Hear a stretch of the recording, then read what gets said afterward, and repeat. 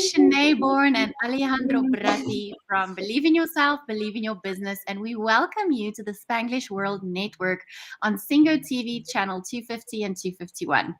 Please remember to download the Singo TV. Download both the Singo TV app and on the respective app stores on iOS and Android devices. And while you download, make sure to rate and leave a comment.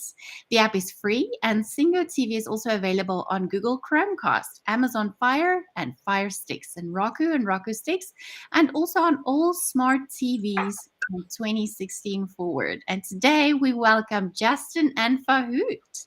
Welcome, guys. Thanks for having us. Thank you for having me. So I am really excited because today we are going to be talking with these two guys that are creating something amazing, something completely different, and trying to use artificial intelligence to do new things. So, but first, I want to start with your stories. Start to understand who you were before you started to believe in yourself, who you were before anything that happened in your life, and then we are going to be moving to this part of the technological side that you are trying to create, and you are creating something amazing. So I know that today is going to be really cool. So thank you for being here with us, Fuad and Justin again. Fuad, do you want to go first? Sure. Well, it's a long story, and there are many notable failures. Actually, if you want me to talk about that, it would be days of that and a little bit of. That's part of the life, like understanding that through failures you learn a lot. So I agree 100%. If you want to share some of them, that will be great.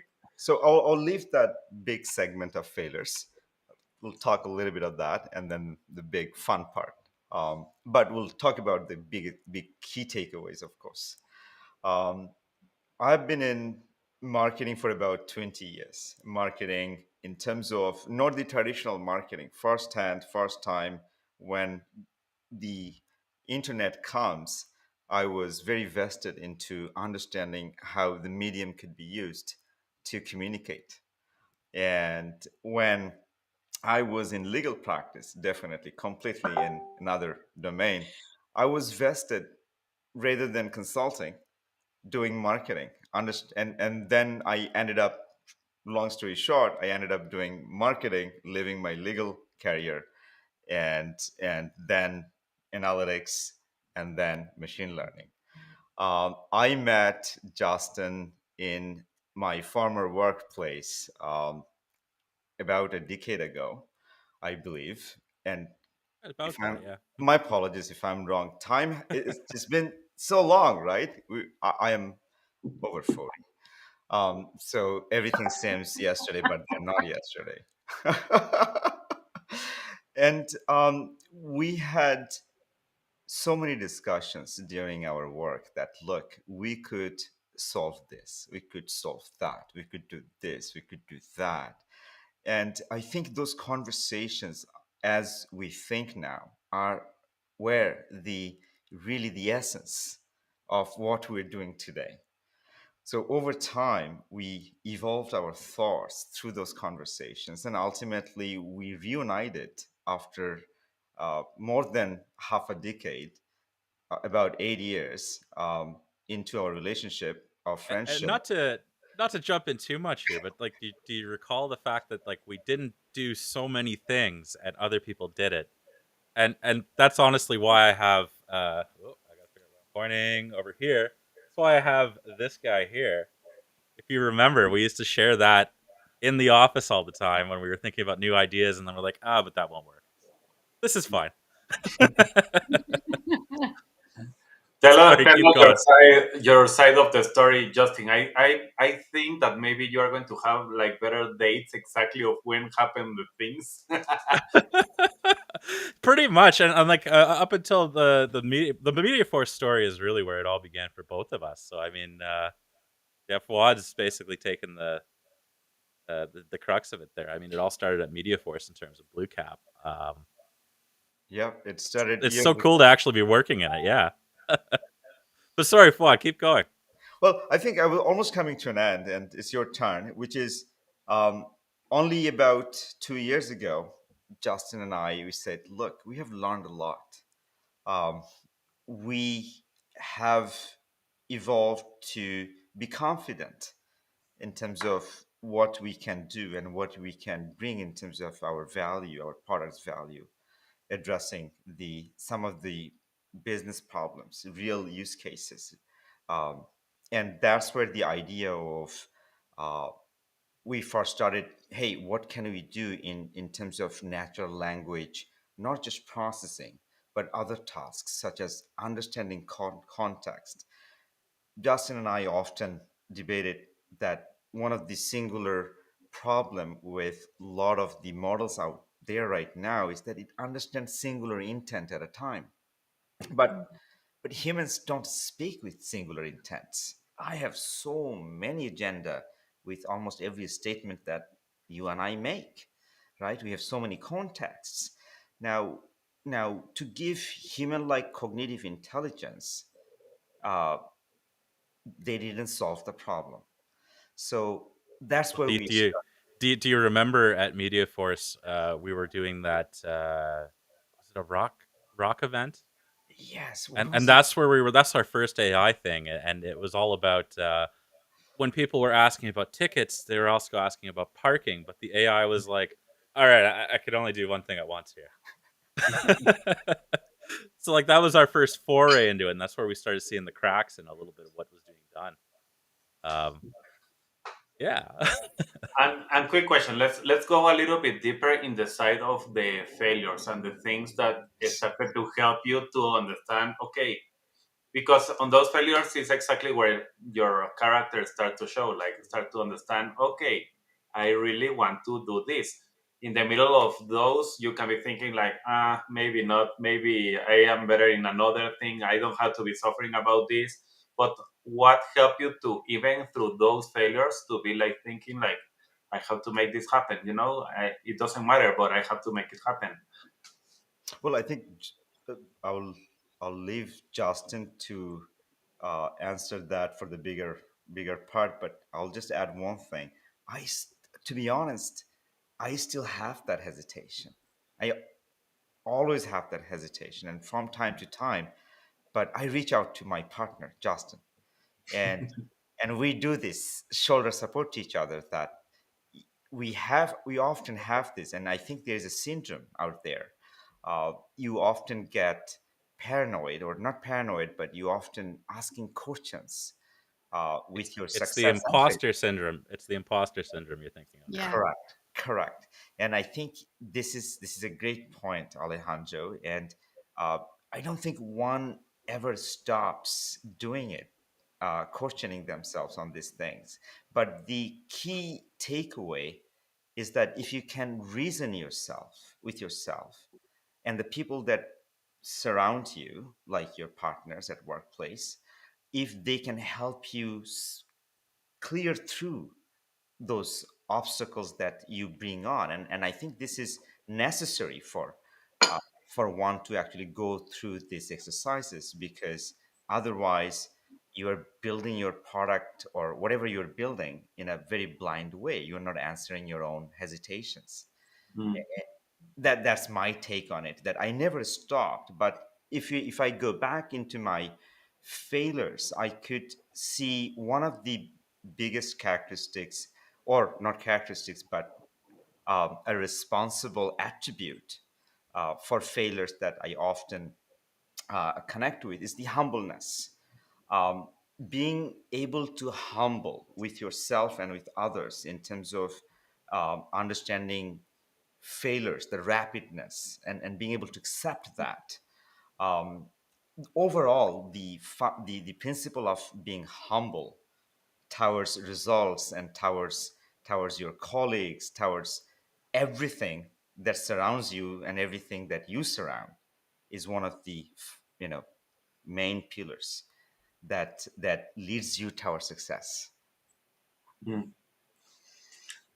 And for example, something that we teach a lot, and I want to go a little bit deeper on this, even when you are giving very good information, and that's why I want to go deeper.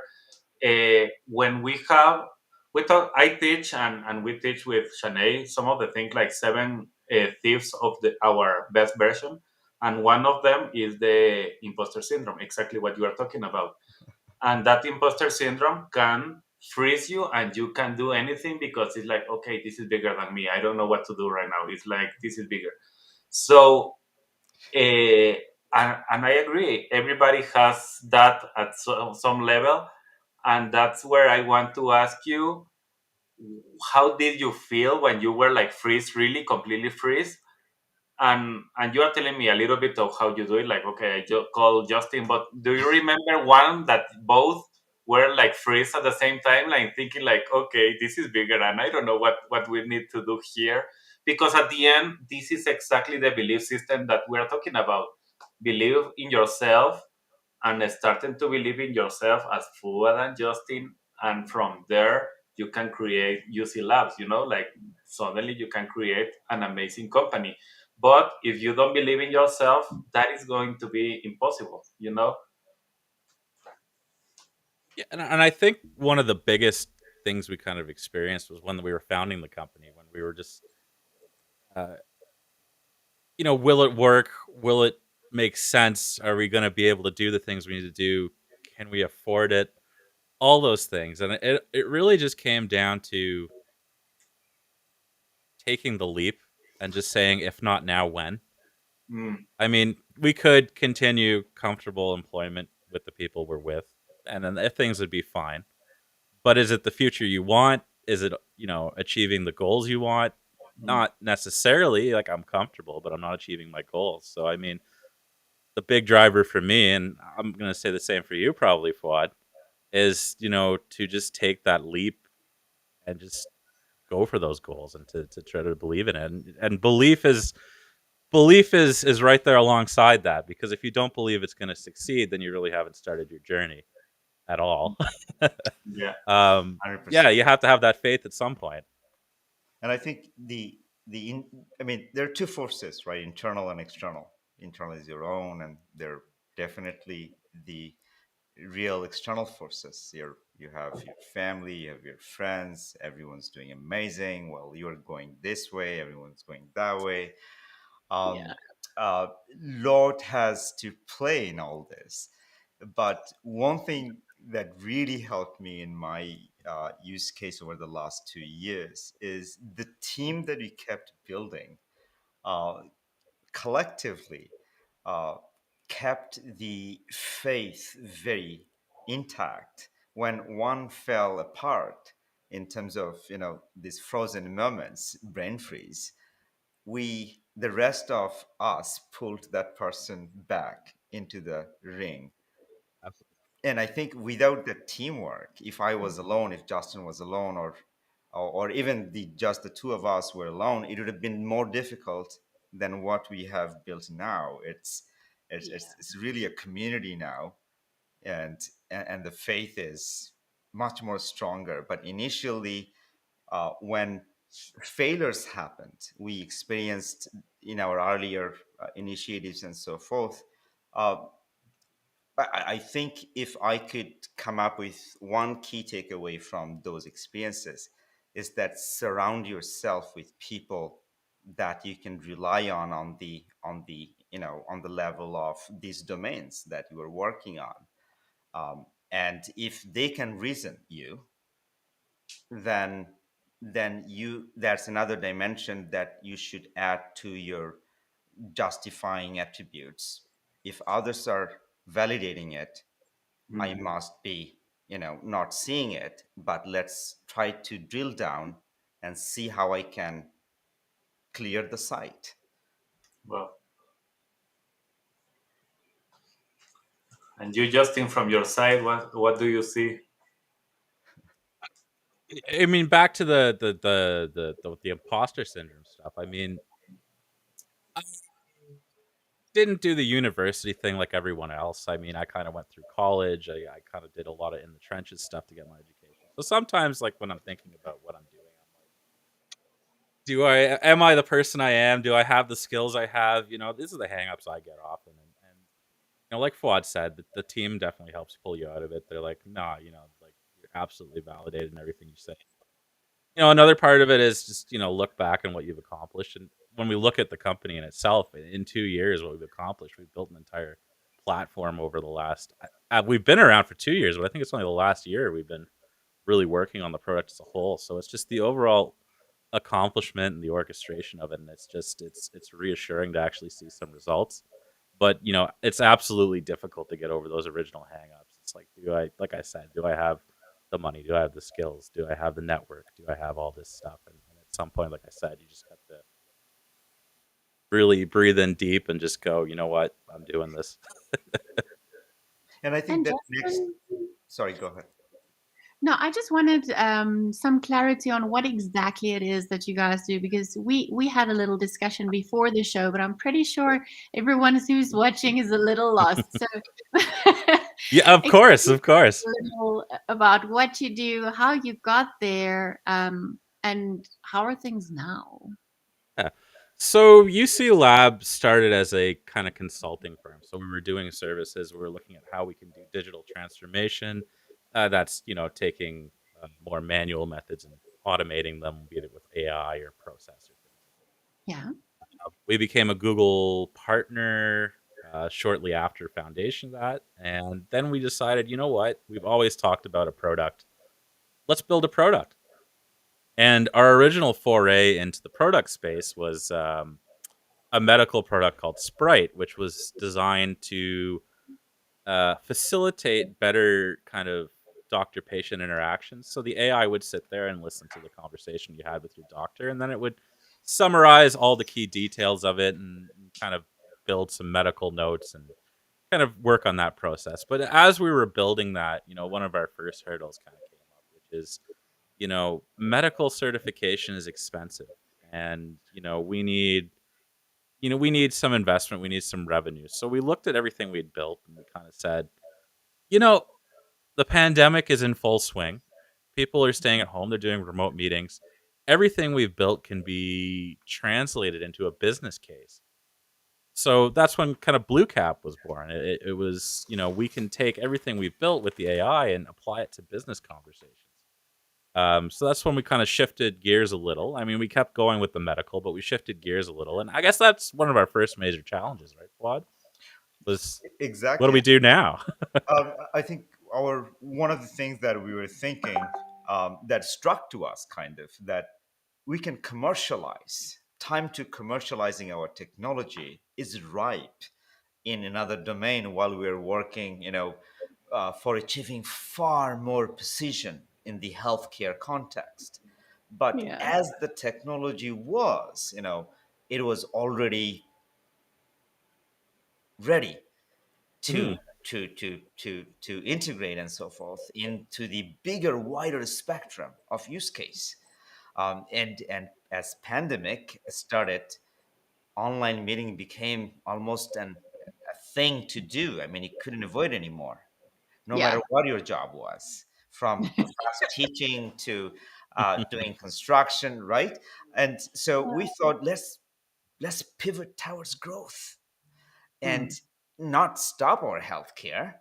Let's continue, which we're going to continue, but let's bring this technology, branch it off as an extension, and let's put it into conversational environments, and let's extract all of this intelligence from there. So, Justin, to you then. Yeah. So now, interesting thought on that is when we commercialize this, we actually have so much more training data for the language models and the understanding of emotions and context and things. So we've actually, by pivoting, made the medical product that's in development better, which was an interesting side effect of that. So now we've got Bluecap, which it's an agent that kind of sits in your meetings and conversations wherever they happen, and it then takes the transcript. It then records the video and all that stuff, which you've probably heard before other products doing. We actually apply the AI to take the conversation and summarize it into something that's easily read in 1 or 2 minutes, so 1 or 2 paragraphs, and then it highlights any important things that happen in that meeting. And it also gives you a feel for how your conversation was received overall, how people reacted to you, how did they react to the concepts in the meeting? So the places, people, things you talked about, and any number of things like that.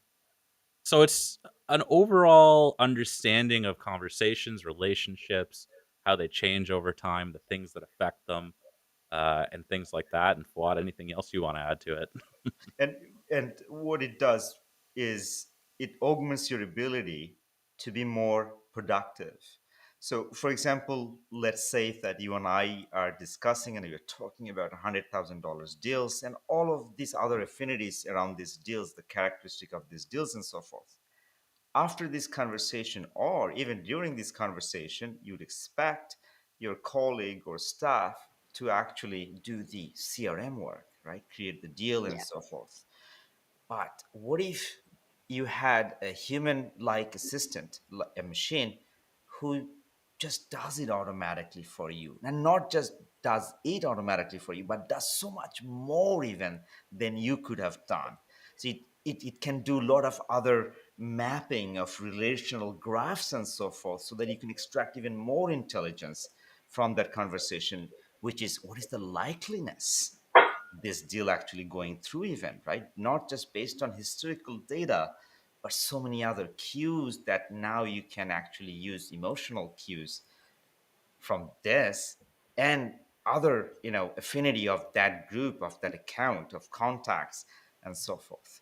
So it truly augments all of those ability at scale. Think about calculators, the ability of how fast you can calculate and what byproducts of that at scale are in terms of today.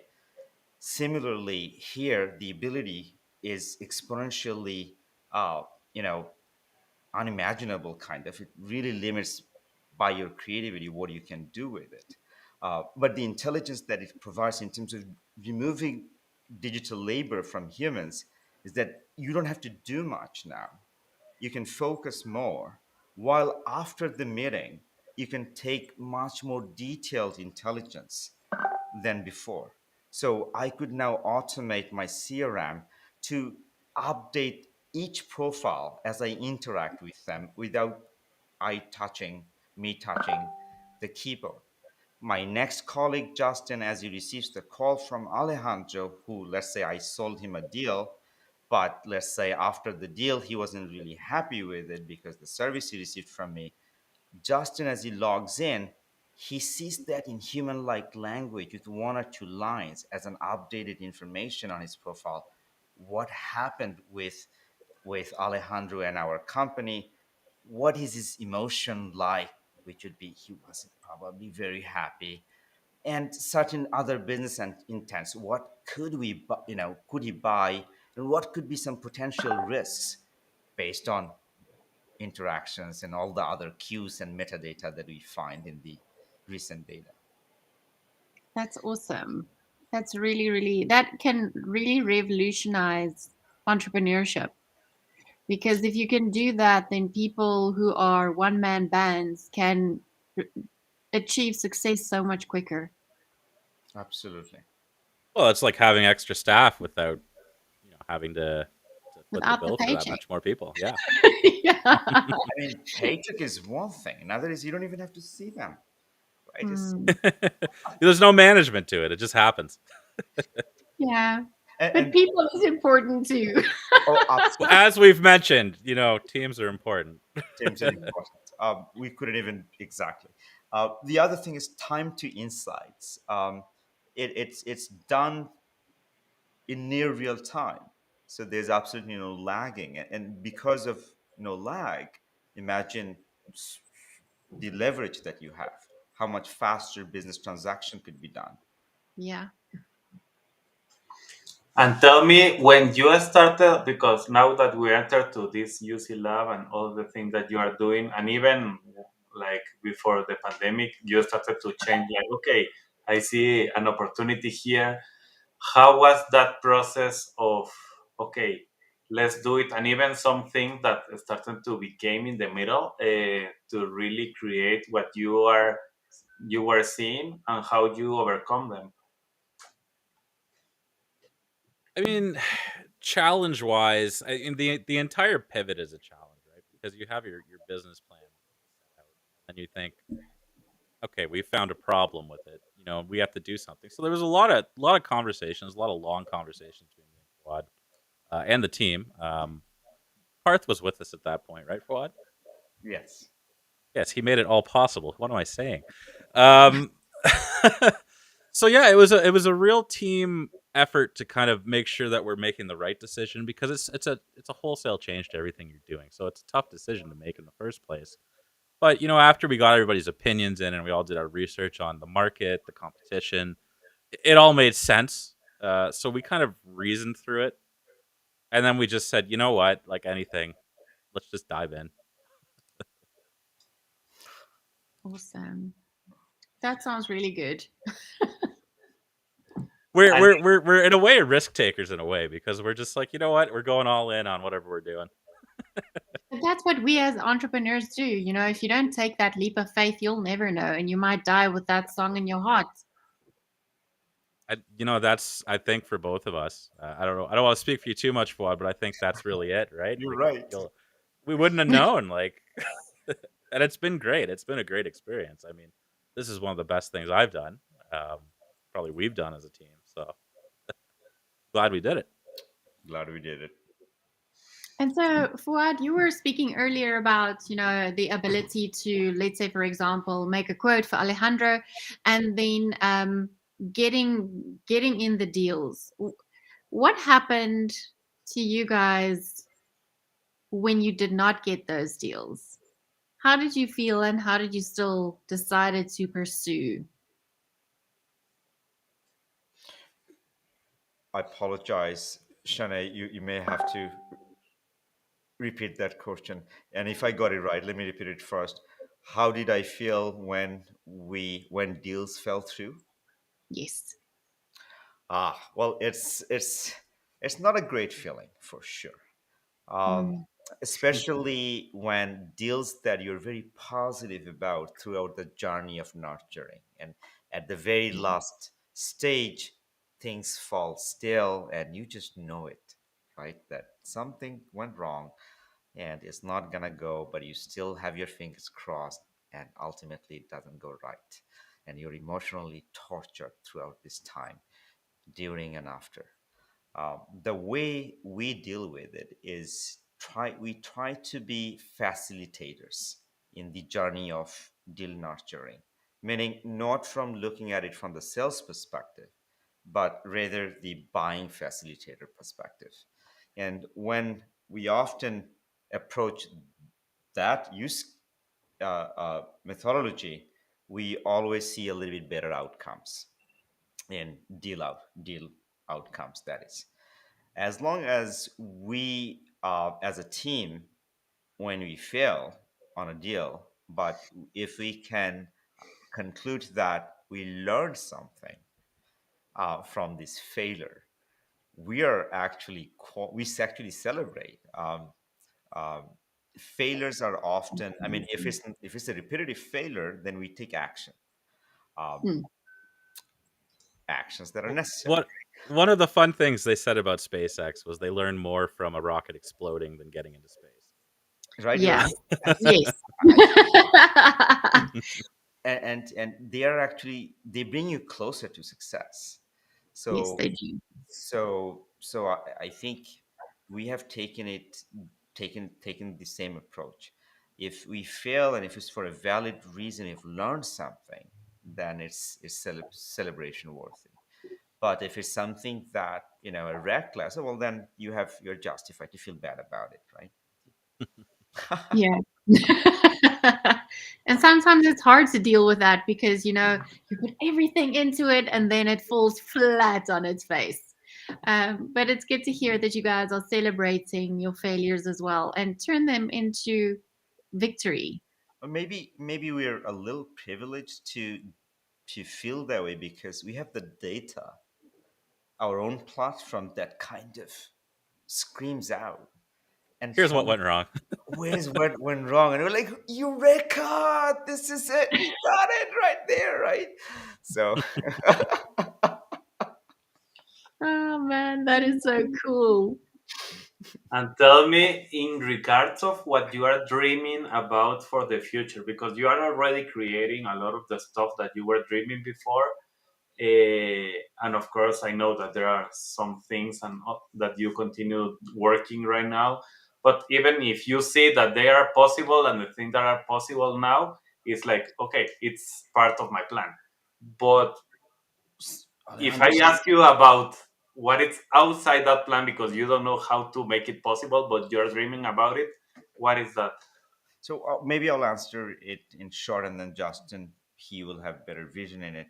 But we don't know what's possible. What's unknown, unknown is unknown, right? But what we are finding out, Shanae and Alejandro, is that every day we find new use case as we present the capabilities to I others, have a couple of them that you don't know yet, and we have to talk about them, but right? that's Ooh. another thing. Um, from HR to recruitment training to coaching to crime, forensics to legal, you know, class action lawsuit, to academic dissertations to so many use cases we are hearing from this technology arising. But what we are working for next couple of weeks is this is we know that, look, productivity is an important thing. As long as organizations can make their people productive, they know there's an economic benefit right away. But there are other things we need to consider. For example, a diverse workforce, spring innovations, give you maximum productivity.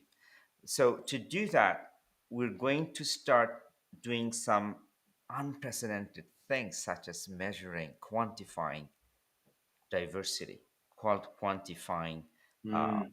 uh, culture, equity, other areas like gender, race, color, That and would be very interesting.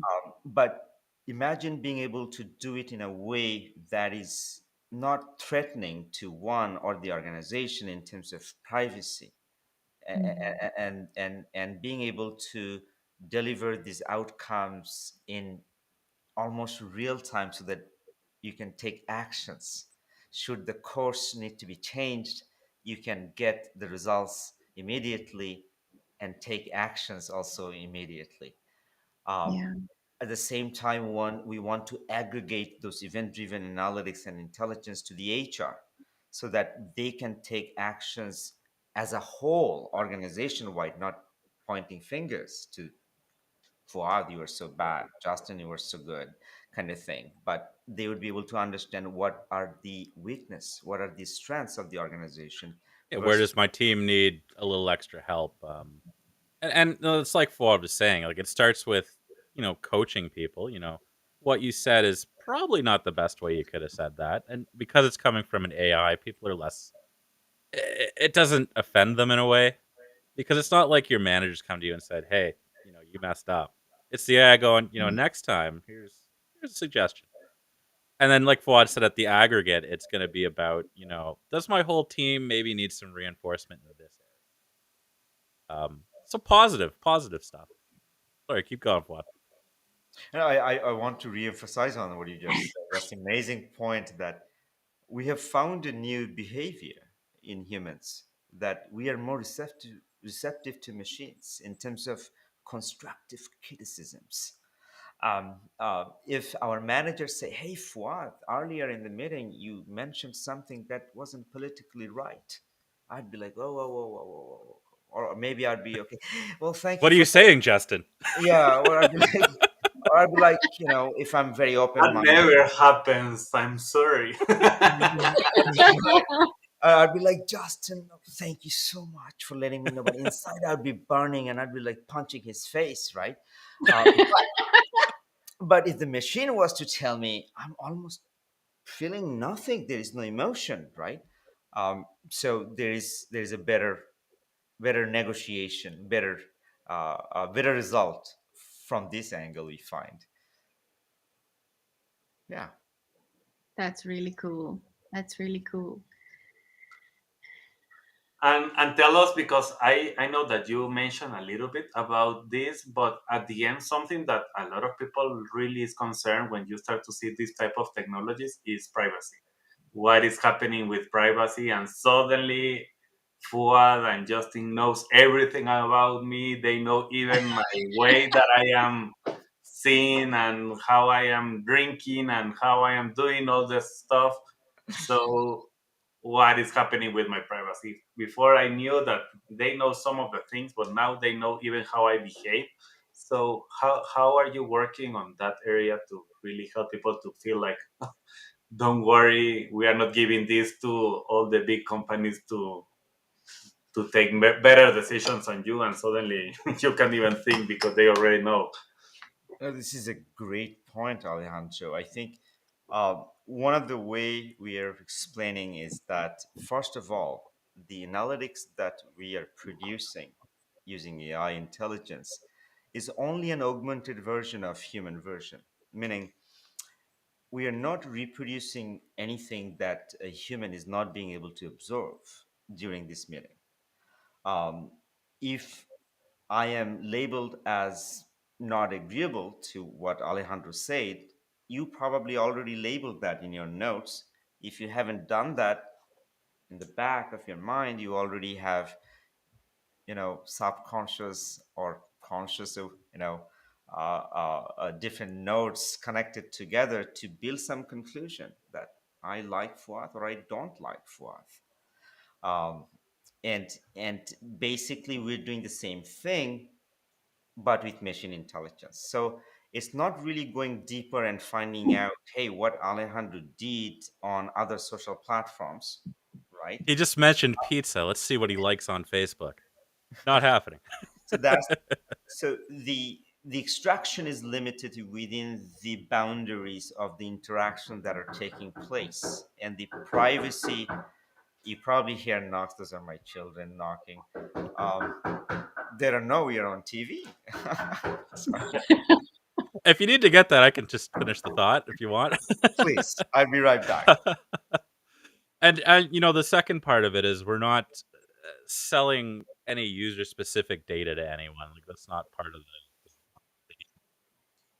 It's being aggregated for the specific salespeople and the specific sales organization. So people you have a business relationship with that would be taking these observations anyways. So it's not being used to enrich, Facebook's data or Google's data or any third party data. In the future, maybe we'll have aggregate stuff like this is how many meetings were held this year, but it's never going to be like Fuad held 37 meetings, loves pizza, hates taking notes. It's nothing like that.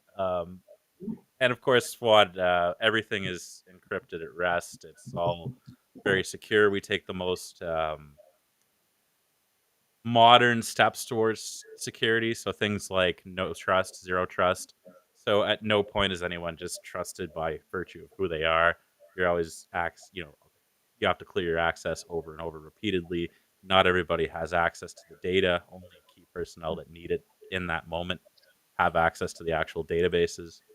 And every modern security step we can take. So privacy is obviously first and foremost in our minds because this is the kind of thing that makes or breaks a company like ours.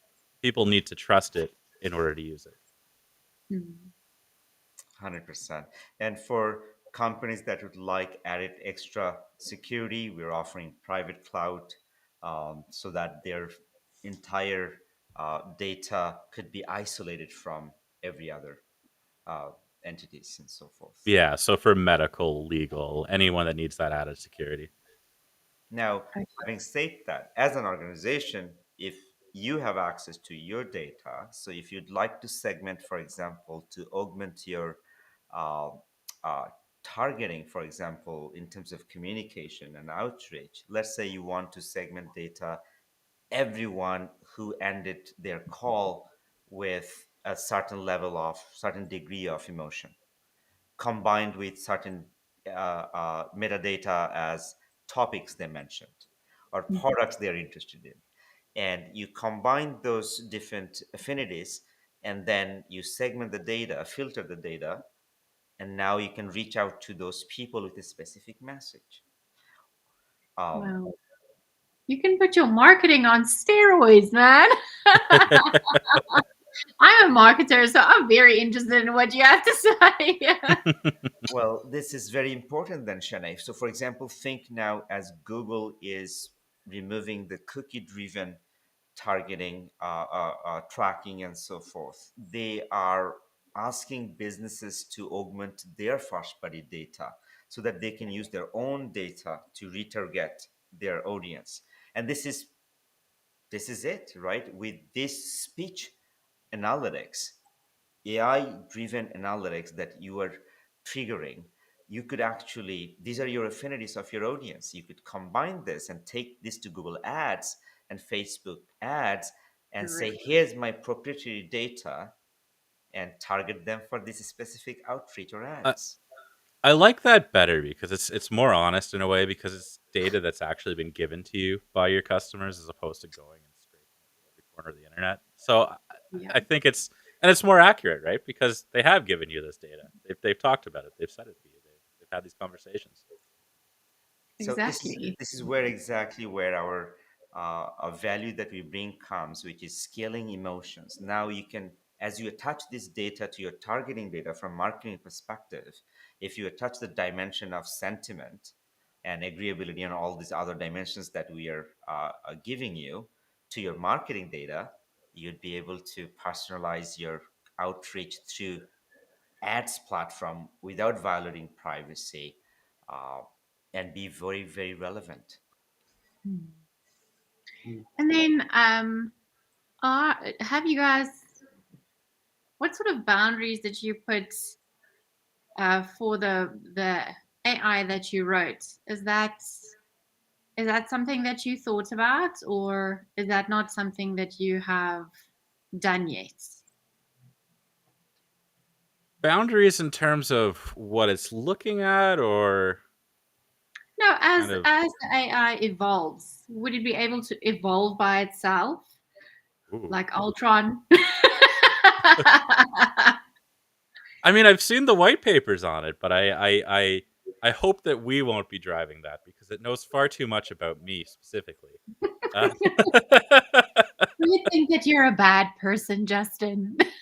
I think I'm a great person, but I think it knows how to, like make me want to, I don't know, go to McDonald's tonight, Yeah, Yeah. and at the end, when you are mixing emotions, for example, you are thinking like, okay, right now I am feeling bad, and that's why I'm not taking everything that you are telling me right, or maybe I didn't sleep well because of any reason last night, and suddenly all my emotions are going to be completely different from a normal Alejandro. So that's at the end is going to change a little bit. How you are thinking to manage that, or is only that okay? I don't know what happened with Alejandro before, but he has been like very tough today. And the Yeah. next day that you have another conversation, you can see, oh, but this is a completely new Alejandro. What happened? You can see both things differently with the. Absolutely. And those are the data points in terms of outliers, in terms of anomalies that will point out to you, hey, Alejandro, today you are not yourself. Or at least you don't seem to be like the other days today, right?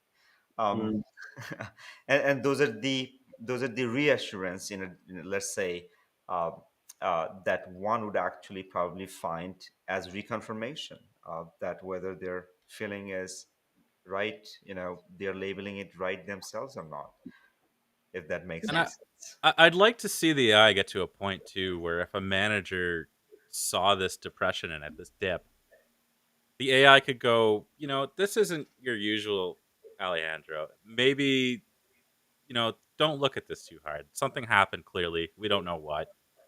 Yeah. Don't look at this time portion of time. This is the real picture. And that's Mm. a lot of things that some managers miss. Like oh, in yeah. Yeah. some organizations, one bad day will stick with you forever. Yeah. And that's not what we're designing Bluecap for. We want it to be able to, cold and concisely say that's an outlier. Don't worry about it. Mm. Mm. Right. But rather, let's say suddenly we see that, ever since March the 17th, the entire team is performing in a certain way that we didn't expect, and that would be more insightful in terms of drilling why is that the case. What Yeah. happened to decline the entire team and then get to the bottom of it? And are you thinking right now, Bluecap, to be working only on online meetings and this type of meetings, or even in, because this, if you're having, okay, I'm going to use my cell phone or my phone to be calling for any reason, and I want to have this type of technology working, but I am not in front of a computer or something. What are you thinking about that? I know a little bit of what you did for the doctors and that part, but on this side, what are you thinking? So what we've already kind of got going is, and this is a very recent update to Bluecap, is it's got the ability to let you just put a phone down in between you and a bunch of guests, and Bluecap will listen to that meeting and give you the experience just like if you were online meeting. Mm, It also lets you upload past conversations, things you've recorded. So if you go off grid and you have a cabin getaway kind of meeting, you can bring that back to the internet at some point and upload it, and Bluecap will be able to give you all those tools as well. So we're trying to put this in front of any means of communication you have. So be it your telephone, be it in person, be it a meeting platform, be it within Bluecap itself. We're working on using Bluecap as a medium rather. So we want to be anywhere that people are talking. nice. So what do you think, Shanae? But this was amazing. We are almost at the end of the show. So if people wants to connect with you, they want to know a little bit more about what you are doing, how they can see. As I told you, I can even tell you a couple of things that we can be doing together. But tell me how people can connect and know more about this technology and how they can apply to what they are doing. Our website www.bluecap.ai is always a great place to reach out. Fuad and I are very active on LinkedIn as well. You can search us pretty easily. I can give you our LinkedIn links at the end. And yeah, I mean, just reach out, have a conversation. Bluecap will probably be there. Yeah, I know. He's always there when you're talking with Fuad and Justin. So Sometimes we have two because we bring our development version with us. yeah. Yeah, it would be. We're excited. Um, this was a great opportunity. Thank you for having Thank us. you. And we are very approachable on LinkedIn. We're very active. We on Twitter. We have all the intent to gain followers. Just haven't figured it out yet. I can't tweet. I don't understand it. You have to ask Elon, and you are going to understand how to do it. Yes. He hasn't bought it yet, from my understanding. Is it true that it's trying to walk away now? I It have no seems idea. that way. It seems that way. Well, I wouldn't blame him, in my understanding. What Yeah, is it? 20 billion? I think that's a lot of rockets. yeah. No, I think I read somewhere it's like 43. It's a Wow. lot of money. Yeah. Wow, Yeah. that's amazing. But yeah. But Yeah, but it was really lovely meeting you guys. I have a last question though. Is it like an app on your phone? Is it a physical device? How does that work? It's primarily a web app right now. We're working on mobile versions of, but it will work on your phone through the web browser, and you can access it through Bluecap website, and it can be brought anywhere that your phone can go. Okay, cool. That's awesome. I'm definitely gonna check it out and see. I think it can pump up some of my Hey, marketing. it's a 30-day free trial. You have nothing to lose. Yeah, that is awesome. Okay, great. I'm gonna sign up with you guys. Awesome. Looking forward Awesome. to it. Look forward to it. Um, Sorry, I have a last question. So obviously you guys have access to data of different ethnic groups in different countries. Is that Does that really differ a lot from one another, or is there only slight differences between the ethnic groups? Or are you not allowed to say? Well, we're kind of expanding into that foray because Fuad touched on it earlier. We're looking at um, not just corporate culture, but culture in general and how we can help improve that. And there's nuances everywhere you go. Even in English speaking countries, language models need to have subsets for regional dialect. My family's background is they actually immigrated to Canada from Jamaica. And English spoken in Jamaica is a lot different than English spoken here. And that goes for most of the Caribbean, that goes for South Africa, where you're from.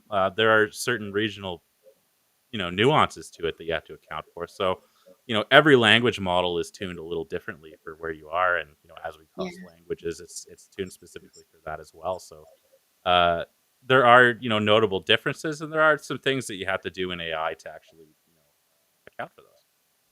Mm. But Okay. we do plan to travel around the world with a team of cultural experts, and gather this understanding and knowledge as much as we can to train our machine. Um, And in and I think Fuad, we had talked about the results of the this model specifically. Maybe might be something we'll release open source for everyone. Yeah. Well, Alejandro and I am available the time that you start traveling. And we'd love to travel with you. well, Well, we love to have people around us, as you know. Yeah. I'll give you a nice tour around South Africa. well, that'd be It's fun. on my list. I'm very curious to go. Yeah. Same here. You would love it You're here. going to love it. It's amazing, really. Alejandro has also been here, and it is amazing. It's the No doubt. Yeah, it is really amazing. You would have to come and see for yourself. One day, So definitely. thank you, Fuad and Justin. This was amazing. It was a conversation and really understanding these new technologies that are coming and the way you are working on them. And really, the idea today was to show your heart behind that. And that was amazing. So, anybody that has any questions on this, please just reach to Fua, to Justin directly in LinkedIn, or look at me and I can direct to them. We are connected, so we are doing already some connections and calls to do some things. So we are more than welcome to help you. So thank you, Fua and Justin. It was really amazing to have you here with us. And looking forward for the next steps together. Thank you Thank for you, having Shane. us. Thank you, Alejandro, and thank you, everyone. Okay, this show can also be heard on the Spanglish Radio Network. Please check out spanglishworld.ca for all the news and programming. Spanglish, watch it, hear it, read it, download it, and leave it. Thank you all. Goodbye. Goodbye.